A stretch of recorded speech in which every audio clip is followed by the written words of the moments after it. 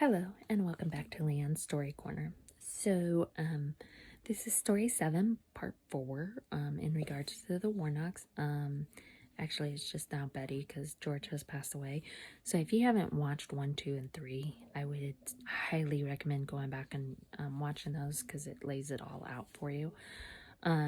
Just a quick reminder, the content of this video may not be appropriate for some due to the graphic details. Viewer discretion advised. So, now we're up to November of 1991. So, Jerry Warnock, which is actually Betty and George's adopted son, is 21 years old and was accused of sexually abusing 2 girls in September of 1990. The girls did not report it until a year and a half later. Jerry was out on bond, and his preliminary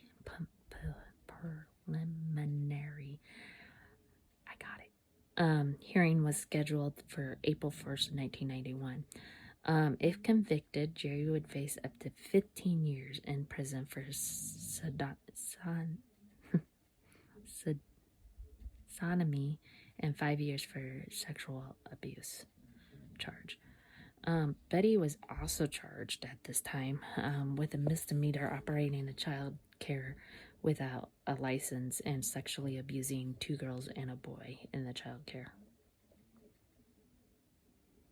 I don't get it. If convicted, Betty would face up to 15 years in prison for each of the sodomy charges and up to 7 years for the child abuse charges.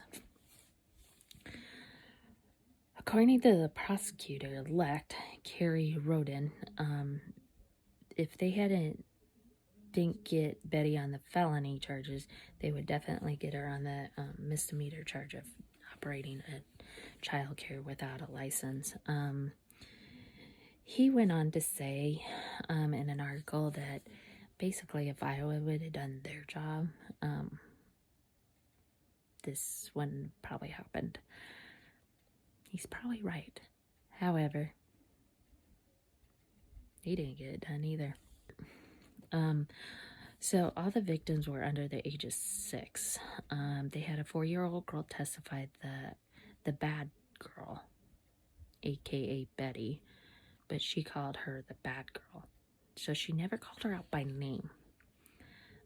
Fondled her private parts with a wax toy. She also testified Jerry did the same thing. So now it's not George and Betty, it's Betty and Jerry doing it. And an unknown parent who later filed the civil suit against the Warnocks began to worry when her 4-year-old son had nightmares and his private area was irritated.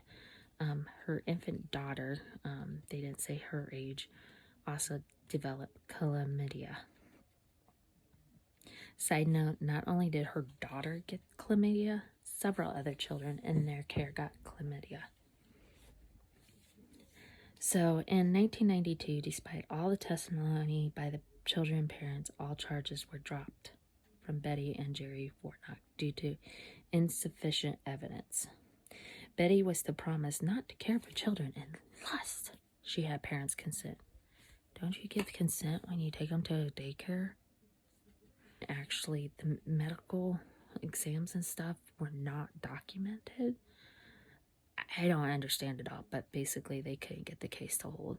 So, Ronan, you didn't get it done either. Then you don't really see anything. Things are quiet. So in 2002, Betty actually remarried to a gentleman named Anthony Black, aka Tony. Didn't find much on him. They got married. That was it. In December 31st, 2015, Betty did pass away. Her obituary is right there. So how I got to thinking about this whole case was kind of an odd thing. Channel 13 does a salute to seniors for their birthdays. Well, there was a salute to Betty Warnock. A happy, I think it was 91st birthday.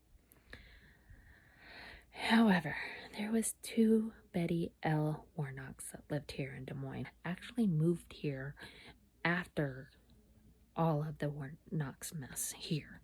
And Warnocks were moved down to Missouri. So she moved here, and Betty, when she moved here, she had no clue of the case.